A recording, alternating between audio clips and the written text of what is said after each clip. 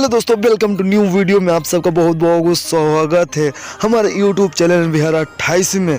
तो हाँ तो दोस्तों, आज की भोजपुरी के ताज़ा खबर नील कमल सिंह का बहुत ही खूबसूरत सॉन्ग है। तो क्या है कुछ जानकारी हमारे वीडियो में शुरू से लेकर अंत तक बने रही। और नील कमल सिंह का फैन है तो हमारे चैनल को ज़्यादा से ज़्यादा सब्सक्राइबर करें और आपका बिना समय ले दे के आपकी वीडियो को शुरू कर देते हैं। सुपरस्टार नील कमल सिंह का बहुत ही खूबसूरत एंड ब्लास्ट सॉन्ग आया है, तो हमारे वीडियो को शुरू से लेकर अंत तक बने रहिए।